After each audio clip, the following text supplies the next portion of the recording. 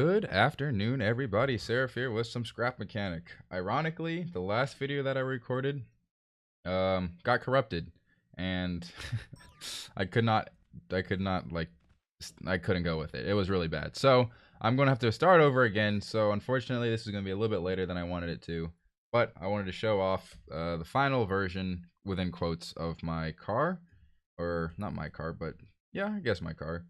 AKX IV. So unfortunately, I got a little over ambitious and decided to just pimp this thing out with as many features as possible that I could squeeze in, and it became a little heavy and unreliable. But it does relatively work at a pretty decently high speed. If I made it go any slower, it would work consistently 100% of the time, but nobody likes a slow car. So I guess I'm just going to show off if this thing doesn't need. So I need like a reset thing so it doesn't like flip out. But anyways, yeah, this is the final version. Oh shoot, I'm standing on that thing, aren't I? Yeah. I managed to fit the compass, which I just realized I can make even smaller after doing some more experimenting. I just fit the compass on the inside of there so it's not on the top, and I can cover this with whatever I want or just paint it however I want it to be. And so also I'm getting some weird lag. I don't know if it's because I'm standing on it or not. This is literally an empty map. I just made a new one because the last one got corrupted. So I shouldn't be lagging at all. Anywho, oh shoot.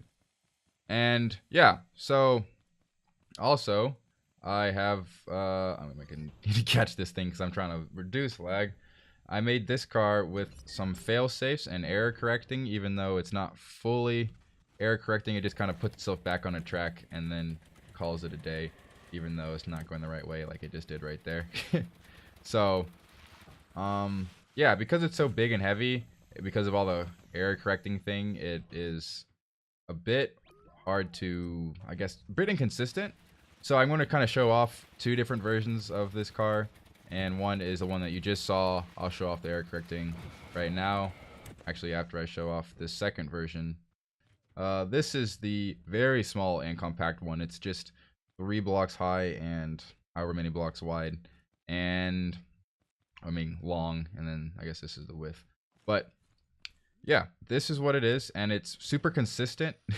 Of course it will be consistent at this speed, but it's super consistent as at of that high speed and doesn't have any sort of adjustments. However, like there's no wall sensing, line sensing, or anything like that. It's just using the compass to keep it straight, or yeah, I guess it's called a compass, to keep it straight, and it's not super great at that, as you can see right there. So come back. Oh geez, wow, of course I lose it like that. So yeah, this one usually is more consistent. I do need to make my turn or straightaways a little bit longer so it can adjust more, which is kind of understandable because you're not going to make immediate turns like that in a real race course, because that's just boring. I just wanted to do this to show off the test. So yeah, that's the compact version of what you just saw, the minimalized with less features but also more consistency.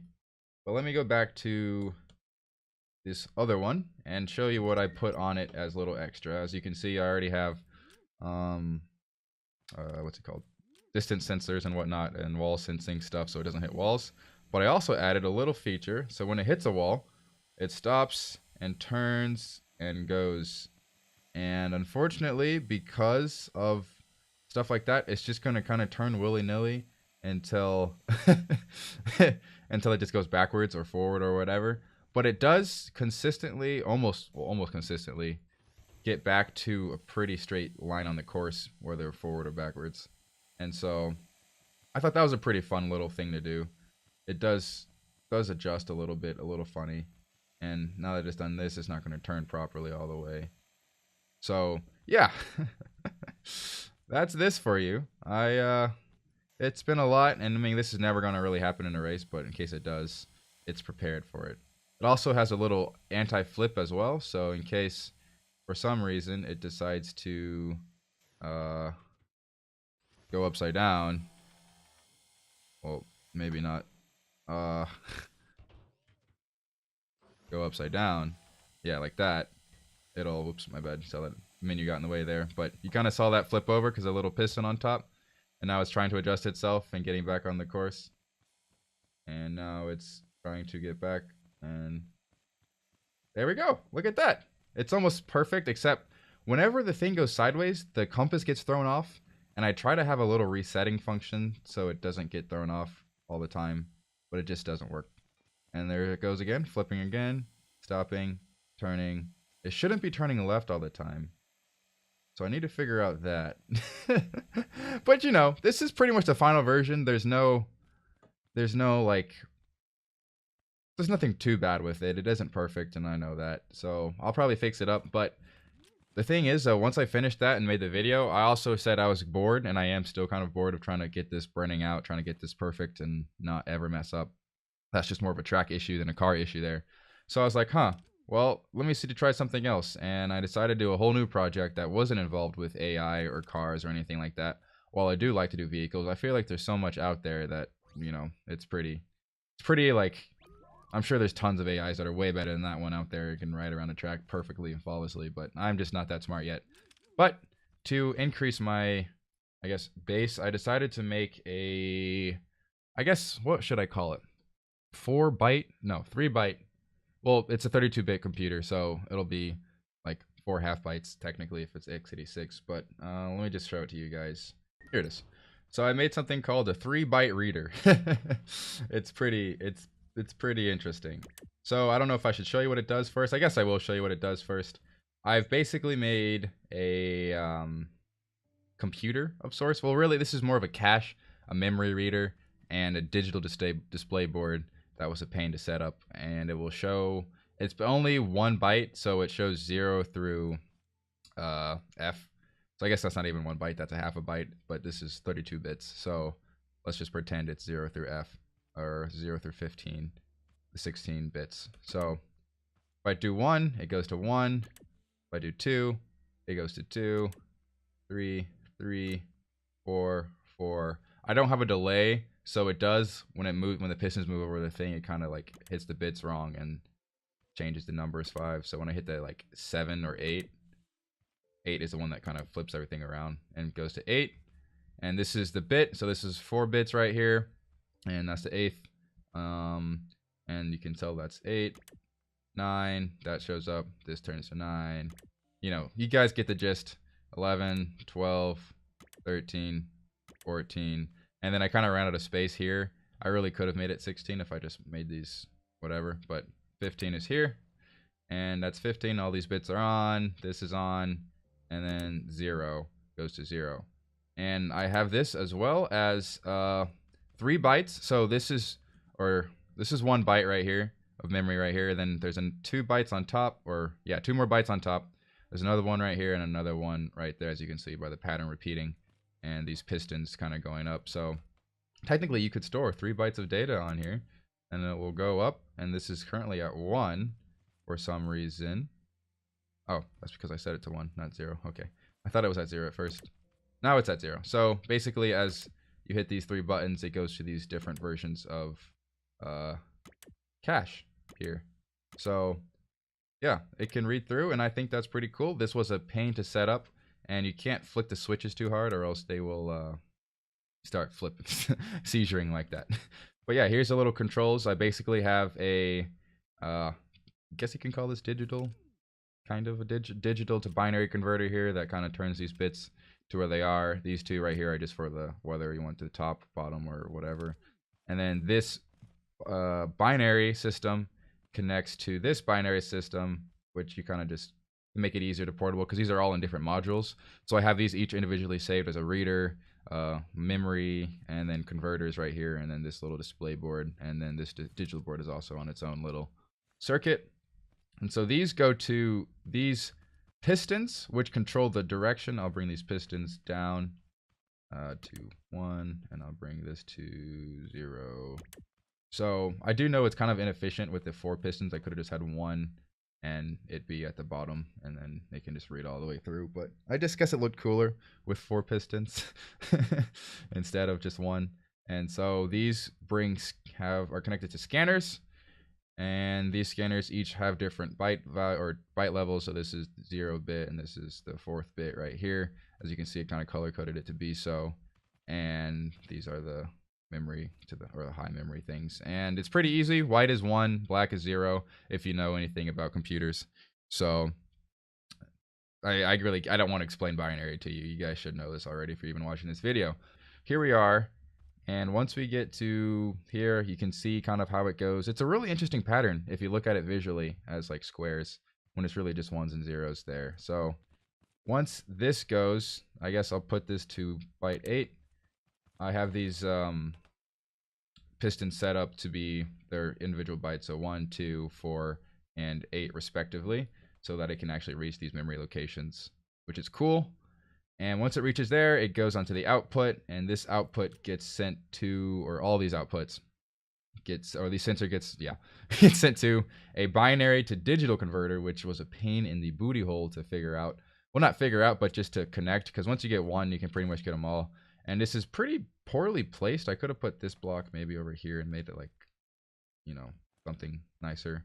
But it's fine. It doesn't need to be pretty. This is just how it is for now. And these basically turn these 4 bits into individual 1 through, or 0 through 15 on there. And so that kind of gets, that can be set up to this little display board, which I did do right there, or it can be sent to another digital to binary converter, which I just wanted to do for fun to see if it was possible. Since they can convert one, you have to convert the other. So I did that, and that will make my life so much easier when I'm trying to add more functions to this little computer. This is really just like preliminary stuff that is pretty much like the building block of whatever. I am having a hard time trying to figure out how to make writable cache, so I'm turning all of these to just logic blocks. It'll make everything so much bigger and probably more laggier with all the connections, but it might be worth it. Unless somebody wants to make me a mod that automatically paints blocks for me. You know, if you could do that, I will probably pay you. Actually, I will pay you if you can make a mod that paints, that can paint colors of blocks. I mean, black and white is fine. Like, just that, even just that, I will be happy. If it just automatically takes an input and paints the block next to it, or however many blocks away to that color. Or maybe if they implement that into scrap mechanic, just in general, I will pay somebody to do that. So that'll make my life a lot easier. But anyways, so this digital block gets sent to this binary, and this binary is currently set up to this board right here, and then this board is set up to these lights, and then this digital converter is set up to that board right there, and also to this digital timer thing that goes from 0 through 16. I don't have it. It can't go any higher yet, or else this would have to be extended out by a lot, or maybe add another layer on top, which I actually might do because I have tons of layers on top. I can probably go to 16, 32. I could get up to like 50 or 64 maybe. So yeah, that'll be cool. And so basically that shows an 8 and 9, or that was 10, my bad. And then back to 0. Oh shoot. 0. And yeah, so that's basically my second project that I'm kind of starting right now. I'm trying to figure out how to make a writable cache. I'm currently working with a let me see, memory block. So this is a small test that I was doing on memory blocks to see if I could have this. Ignore this, but this is just kind of to see if I could have something that writes to each of the places and can read from each of the places as I turn them on and off. And so it does work, and it makes it dynamically writable, unlike this where you have to go up and paint it yourself. But I just don't like this because of all the connections you have to figure out and having to connect more than one, because this is literally just 1 byte or 4-bit byte, and that is 4-bit bytes, but easily you can get up to 16, and then that can go further if you want it to. I can add another layer and it can go even farther. So oh well, I mean, yeah, that's how it is. I'm working on that currently, and you will see more from that in the future. I don't know how near future. It probably won't be any more this weekend. I have a lot to do. That's actually with a class that I'm taking that involves this binary and assembly and whatever. So eventually I plan on making a code, if that makes sense to any of you guys. Something that can read byte instructions and perform instructions based off of what's in memory and whatnot. So wish me luck with that, because that's going to be a pain to figure out.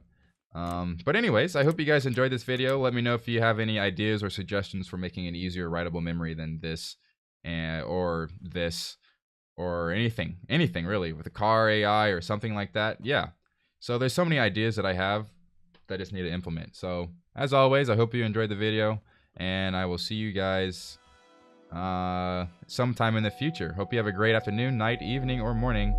See you next time.